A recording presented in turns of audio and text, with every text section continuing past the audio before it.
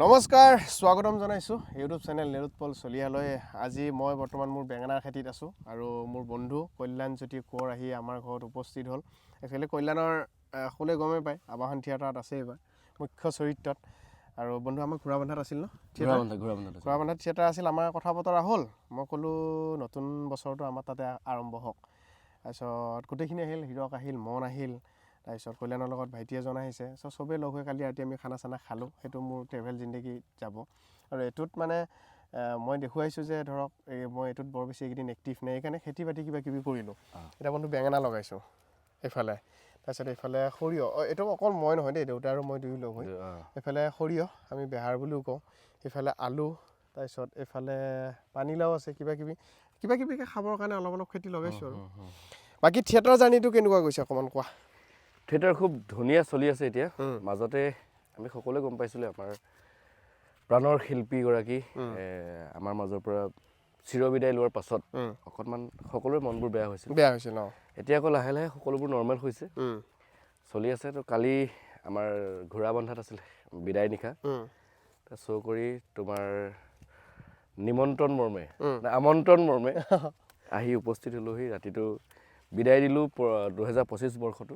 আৰু আজি এই সেউজীয়াৰ মাজৰ পৰাই নতুন বছৰটো আৰম্ভ কৰিছোঁ। এটা নতুন ভাইবছ আৰু এই যেনেকুৱা সুন্দৰ পৰিৱেশ, এই সুন্দৰ পৰিৱেশটোৰ দৰে যাতে 26 বৰ্ষটো সুন্দৰ হৈ উঠক সকলোৰে। আৰু থিয়েটাৰৰ ইতিহাসত এয়া প্ৰথমবাৰৰ কাৰণে ন, মই যিমান শুনিছোঁ থিয়েটাৰ কেতিয়াও মানে বন্ধ নহয়, যিমান যি নহয় কিয় মানে থিয়েটাৰ চলিবই। কিন্তু প্ৰথমবাৰৰ কাৰণে জুবিন দা নাইকিয়া হোৱাৰ পিছত মানে 4 দিনমান বন্ধ থাকিল নে কিমান? 5 দিন বন্ধ। এইটো চাগে ইতিহাসত প্ৰথমবাৰ মানে থিয়েটাৰ কিয় মোৰ যদি আজি মোৰ একদম বহুত ডাঙৰ কিবা এটা হৈও যায়, তথাপিও থিয়েটাৰ বন্ধ নহয়। মই যদি মোৰ ঘৰৰ কোনোবা ৰিলেটিভছৰ ঢুকায়ো তেতিয়াও মই আহি শ্ব' কৰিব লাগিব। তেনেকেতো এবাৰ যতীন বৰাৰ ক্ষেত্ৰত শুনিছিলোঁ ন, আৰু বেলেগৰো হৈছে তেনেকৈ। দিনত দেউতাকৰ নে মাকৰ চিতা জ্বলাইছে, আহি পেলাই ৰাতি আকৌ ৰোমান্টিক গীতত অভিনয় কৰি আছে। বৰ সাংঘাতিক এইটো এটা জীৱন। এতিয়া অহা বছৰ তোমাৰ প্লেনিং? অহা বছৰ মই আৱাহন থিয়েটাৰতে চুক্তিবদ্ধ হৈছোঁ। আৱাহন থিয়েটাৰত থাকিম অহা বছৰ। অহা বছৰ কোন হ'ল টীমত গোটেই আৱাহনৰ? তুমি আছা, প্ৰস্তুতিবা নিজে? মই এবাৰ প্ৰস্তুতিবা ভনীয়েক আহিব, প্ৰয়াসী। তাৰপৰা সুকুমাৰ বৰ্মন তেখেতো আছে। বাকী এই বছৰ যিসকল আছে সকলোখিনি আছে, কেৱল সঞ্জীৱ শৰ্মা আৰু চন্দন ডেকা, সেই দুজন নাই। চন্দন ডেকা নে চন্দন বৰা, সেই দুজন নাই। বাকী এতিয়া ধৰা আমি আগতে সেই জোনালীত থাকোঁতে বিভিন্ন আড্ডা মৰা, একেলগে চিৰিয়েল কৰা, সেইবোৰ দিনলৈ মনত পৰি যায়। তাৰপিছত বন্ধুক ক'লোঁ অকণমান আহা অলপ অতীত ৰোমন্থন কৰোঁ। কালি আমি সেইবোৰ কথা পাতিছোঁ, সেই জোনালীত আড্ডা মৰা কিবা কিবি এইবিলাক কথা পাতিছোঁ। আচলতে জোনালীৰ দিনবোৰ আমি যিটো পৰ্যায়ৰ পৰা আহিছোঁ, আচলতে সেই দিনবোৰৰ মাদকতাটো বেলেগ। আজি নিলোৎপল বুলি ক'লে অসমৰ সকলোৱে চিনি পায়। সকলোৱে নহ'লেও যিসকলে ইউটিউব চাই বা ইউটিউবৰ লগত জড়িত জানেই, ধৰি লওক পায়েই। আৰু আজিকালি ছ'চিয়েল মিডিয়া চবতকৈ বেছি এক্টিভ। তো সেই পৰ্যায়ৰ পাবলগীয়া নিলোৎপলে কিমান ষ্ট্ৰাগল কৰিছে, বা আজি মই আৱাহন থিয়েটাৰত মুখ্য অভিনেতা হিচাপে এইটো পৰ্যায় পাবৰ কাৰণে মই কিমান কষ্ট কৰিছোঁ। নিলোৎপলে মোক দেখিছে, মই নিলোৎপলক দেখিছোঁ। সেইকাৰণে আমি ইজনে আনজনক ভালকৈ জানো। আৰু কালি পাতিছোঁ ন, এনেকুৱাও নহয় আমাৰ ডেইলি ফোন কৰা বা সপ্তাহত ফোন কৰিব লাগিব এনেকুৱা বুলি, কেতিয়াবা মাহতো ফোন এটা নাযায়।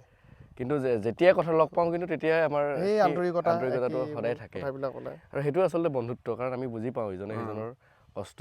মই যদি প্ৰত্যেকটো মুহূৰ্ততে মই নিলোৎপললৈ ফোন কৰিলোঁ, আজি বুলি সি মোক ফোনটো ৰিচিভ নাই কৰা, সেইবুলি মই অভিমান কৰোঁ, সেইটো নহ'ব। আচলতে মই বুজি পাব লাগিব যে নিলোৎপলে কিহত ব্যস্ত হৈ থাকিব পাৰে। কেতিয়াবা সিও থাকিলে কাটি দিয়ে ফোনটো, কাটি দিলে মই ভাবিলে নহ'ব যে ইয়াৰ লেভেল হৈ গ'ল, আৱাহন থিয়েটাৰ গ'ল, ইয়াৰ লেভেল হ'ল, এই ফোনটো কাটি দিছে, সেইটো নহয়। ব্যস্ততা থাকে সময়ত, আকৌ পিছত কল বেক কৰে। আৰু তেনেকৈ ধৰণক ধুনীয়াকৈ সম্পৰ্ক এটা গৈ আছে, চলি আছে। আৰু এনেকৈ সদায় চলি গৈ থাকক, সেইটোৱে সদায়। এতিয়া থিয়েটাৰ যে তুমি থাকা, এইটো যোৱা বছৰ থাকিলা, এইবাৰ আছিলা, আগতেও তুমি থিয়েটাৰত আছিলা। এতিয়া কিমান বছৰলৈকে প্লেনিং থিয়েটাৰত থকা?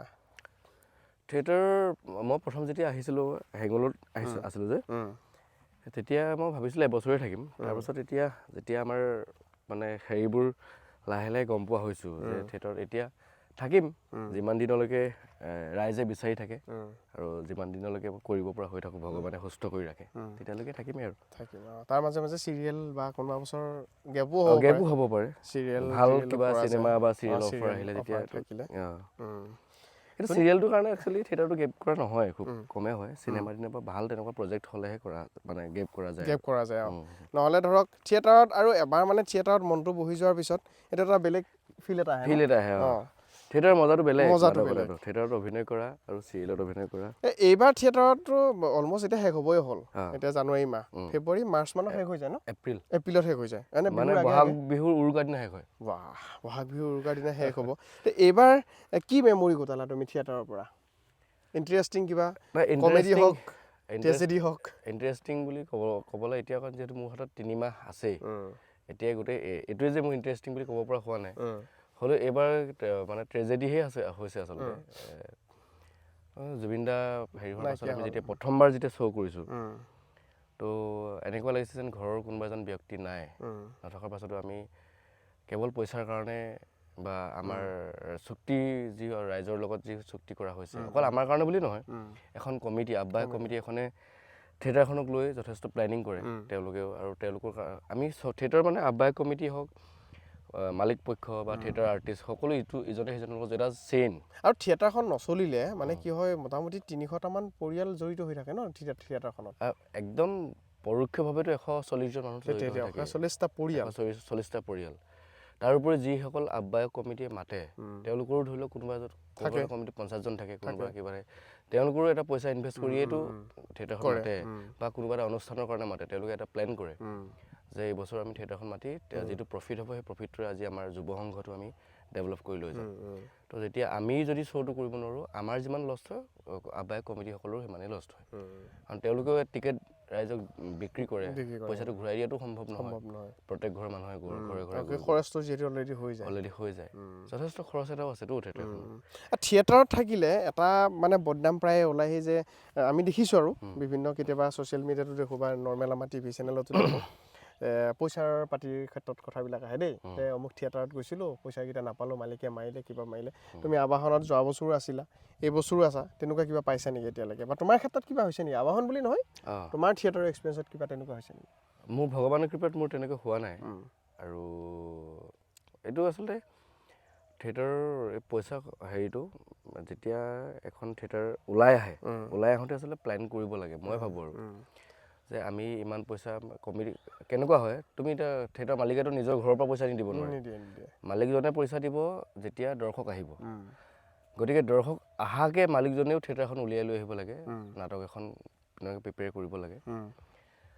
যিহেতু এজন এক্টৰেও তেওঁ গোটেই বছৰটো ঘৰখন এৰি থৈ আহে পইচাকেইটা পাম বুলি, সেইকাৰণে সকলোৱে এক্টৰজনেও 100% নিজৰ ফালৰ পৰা দি কামটো কৰিব লাগে। মালিকজনেও সেই বাজেটটো ৰাখি আচলতে কেনেকৈ আমি পইচাটো ৰিটাৰ্ণ হ'ব সেইটো কৰি আহিব লাগে বুলি মই ভাবোঁ। মানে প্ৰপাৰ প্লেনিংটো লাগে, তেতিয়াহ'লে ফ্লপ নহয়। কাৰণ আমাৰ বহুত থিয়েটাৰ আধাতে বন্ধ হৈ যোৱা দেখা যায়। সেইবোৰ মই ভাবোঁ আৰু দেই, মই যিহেতু আজিলৈকে পোৱা নাই, প্ৰপাৰ প্লেনিঙৰ অভাৱ আৰু আলোচনাটো খুব বেছি দৰকাৰ। এজন এক্টৰ লগতে তোমাৰ মালিক পক্ষৰ কেনেকৈ কৰিলে ভাল হ'ব, আৰু দ্বিতীয়তে আজিকালি পাব্লিচিটি বা দৰ্শকক মানে কি বিচাৰিছে সেই সোৱাদটো মালিকজনে, এজন মালিকৰ নাটকৰ জ্ঞান থকাটো যথেষ্ট দৰকাৰ বুলি মই ভাবোঁ। আৰু এতিয়া প্ৰস্তুতিভাগ যিহেতু তুমি আবাহনত আছা, মই সেই প্ৰসংগতে সুধিছোঁ, প্ৰস্তুতিভাগ যিহেতু একদম থিয়েটাৰৰ ৰাণী হিচাপে বুলি কোৱা হয়, মানে অভিনয়ৰ ৰাণী, হয়নে? তুমি কেনেকুৱা পাইছা বাৰ লগত অভিনয় কৰি? কিমান কমফৰ্ট বা বহুত 200% কমফৰ্ট। মইতো কৈয়ে থাকোঁ, মই বাক নিজেই কওঁ, মোৰ দৃষ্টিত বা এখন কিতাপ নাটকৰ। মই বাক যেতিয়া চাই থাকোঁ ৰিহাৰ্চেল পিৰিয়ডতো, মই যেতিয়া বাক চাই থাকোঁ তাতে মই কিবা এটা নহয় কিবা এটা শিকিব পাওঁ তেওঁলোকৰ। এতিয়া অভিনয় ক্ষেত্ৰত মোক আজি মানে ৰাইজে যি মৰম দিছে, মৰমৰ আঁৰৰ ব্যক্তিগৰাকী প্ৰস্তুতি পৰাশৰ। এতিয়াও মই চিন্তা কৰোঁ, এইটো এনেকৈ কৰিলে ভাল হ'ব নে? এইটো এনেকৈ কৰি চাবিচোন। সিমান বেছি কমফৰ্ট, মানে ভাল লাগে আৰু বিৰাট বহুত বেছি কমফৰ্ট। আৰু সিমানখিনি কমফৰ্ট নোহোৱা হ'লে চাগে মই আজি চিনি নাপাওঁ, মানে ৰাইজে ইমান মৰম নিদিলেহেঁতেন। আৰু বাটো বহুত ষ্ট্ৰিকো হয়, কেতিয়াবা গালি চালি দিয়ে নে? গালি দিয়ে বা তেওঁ শিকাই দিয়াটো যিমান শিকাব মৰম কৰি, আকৌ যদি তুমি সেইটো বাৰে বাৰে একেটা ভুল হয় গালিও সিমানেই পাৰিব। ভাল লাগে তেনেকুৱা। তাৰপিছত আমাৰ ইয়াত সৰিয়হ ফুলিছে, এতিয়া সৰিয়হ ফুলাৰ বতৰ, এতিয়া খুব ৰিলছ বনাব লাগে। সৰিয়হ ফুলিব, সৰিয়হ লাগিব, আৰু একদম গোন্ধটো বিৰাট মজা লাগে, সৰিয়হৰ গোন্ধটো, তেল এটা গোন্ধ পাই যে, সেইটো একদম বিৰাট ধুনীয়া। সৰিয়হ বুলি কওঁতে ধৰক এনেকুৱা ধুনীয়া জেগাত মানে সৰিয়হ ফুলিলে প্ৰেম চেমৰ কথাও আহে। এতিয়াতো তুমি সাংসাৰিক মানুহ, সেইটো সকলোৱে জানেই। তুমি মানুহজনীক হেৰি এনেই ক'ত লগ পাইছিলা প্ৰথম? মানুহজনীক লগ পাইছিলোঁ থিয়েটাৰ কিবা এই লাইনত জড়িত নহয় ন? নহয়, মোৰ বন্ধু এজনৰ ৱাইফৰ লগৰ আছিল, তেনেকৈ লগ পাইছিলোঁ। তাৰ আগতে থিয়েটাৰত বা এনেকৈ থাকোঁতে কোনোবা সহ অভিনেত্ৰীৰ সৈতে কিবা প্ৰেম চেম হৈছিল নে? হৈছিলে। এতিয়া নলিয়া আৰু এতিয়া নলিয়া সাংসাৰিক ন? সাংসাৰিক। খালি মই মানুহজনীৰ কথা সুধিছোঁ, মানে মানুহজনীক থিয়েটাৰত লগ পাইছিলে নে ক'ত লগ পালে কেনেকৈ পালে সেইটো সুধিছোঁ। খালি প্ৰেম থিয়েটাৰত হোৱা নাছিল দেই। মই থিয়েটাৰ মই এইটো 2 নম্বৰ বছৰ ৰানিংটো, নেক্সট 3 নম্বৰ বছৰ হয়। থিয়েটাৰৰ অভিজ্ঞতা বহুত বেছি নাই।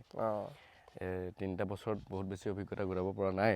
মানে এইটো নহয়, আমি বেয়াটো ক'ব বিচৰা নাই, মানে থিয়েটাৰত এনেকৈ একেলগে গৈ প্ৰেম হৈ বিয়া হৈ এতিয়া ধুনীয়া সংসাৰো বহুত চলি আছে। আমাৰ ডাঙৰ ডাঙৰ অভিনেতা বহুত আছে তেনেকুৱা। থিয়েটাৰত একেলগে থকাৰ পিছত প্ৰেম হ'ল, তাৰপিছত মনে মিলিলে বিয়া পাতিলে, সংসাৰ হ'ল, ধুনীয়াকৈ চলি আছে। সেইটো প্ৰসংগতে সুধিছোঁ যে যিহেতু এতিয়া সাংসাৰিক হ'ল, মানুহজনীক থিয়েটাৰত লগ পালে নে ক'ত লগ পালে সেইটো সুধিলোঁ। বন্ধুৰ প্ৰশ্নটো হ'ল পবিত্ৰ প্ৰেম, অপবিত্ৰটো নহয়। অপবিত্ৰটো নহয়, এই ঘোটেলা মালটো নহয়, সেইটো নহয়, একদম পিয়ৰটো। আমি যদি পিয়ৰ জেগাত আছোঁ, পিয়ৰ হাৱা খাই আছোঁ, গতিকে পিয়ৰ কথাই পাতিছোঁ।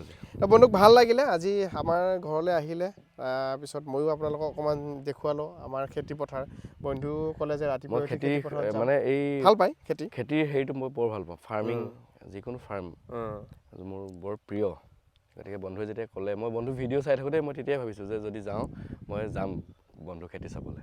আমাৰ এতিয়া চব অকণ চব আছে, এইফালে লাও আছে, সৰিয়হো আছে, আৰু এই মাটিখিনি একচুৱেলি আমাৰ নহয়, আমি লিজত লৈ কৰা। কিন্তু ভাল লাগে তাৰমানে, দেউতা মই লগ হৈ কৰি থাকোঁ। বিন আছে, আলু আছে, এইফালে পালেং শাক আছে, ধনিয়া আছে, গাজৰ আছে, নোহোৱা একো নাই। মানে আজি তুমি বিশ্বাস নকৰিবা, আজি প্ৰায় 4 মাহমানৰ পৰা আমি চব্জি বুলি তেনেকৈ একো কিনি আনি খোৱা নাই। মাছটো নিজৰ ঘৰৰ পুখুৰী। এতিয়া ঠাণ্ডাৰ কাৰণে তোমাক মাছ নহ'লে তোমাৰ সময় থকা হ'লে ৰাতি যদি আজি থিয়েটাৰ নাথাকিলে হয়, তোমাক পুখুৰীটো নমাই দিলে। সেইটো মাছ মৰা মজাটো আৰু একো নাই, নেক্সট টাইম আকৌ যিহেতু আবাহন থিয়েটাৰত আছে, ভাল লাগিব। ঠিক আছে, আপোনালোকে চাই গৈ থাকক। তলে তলে হেৰি গছ আছে, মনচাবি। তাৰপিছত যিয়ে নহওক ভাল লাগিল, আমি ধুনীয়াকৈ কথা পাতিলোঁ ধুনীয়া পৰিৱেশত, আৰু অকণমান মনৰ বতৰাও দিলোঁ। এইটো চেনেলত বহুদিন ভিডিঅ' দিয়া নাছিলোঁ, দিবলৈও চেষ্টা কৰিলোঁ। ভাল লাগিলে। আৰু আবাহন থিয়েটাৰ আপোনালোকৰ ওচৰত নিশ্চয় আছে, আপোনালোকে আহিব চাব। লগ পাম। ঠাণ্ডা পৰিছে, একদম জেকেট লৈ পূৰা মজাকৈ ঠাণ্ডা দিনত এই খাই চানা তানা খাই থিয়েটাৰ চোৱা মজাটো বেলেগ। গতিকে আহিব আবাহন থিয়েটাৰ চাব, ভাল লাগিব। গতিকে লগ পাম সকলোকে আকৌ। নতুন বছৰৰ সকলোলৈ শুভেচ্ছা থাকিল। ধন্যবাদ, বিদায় লৈছোঁ দুয়ে আমাৰ খেতিৰ পৰা।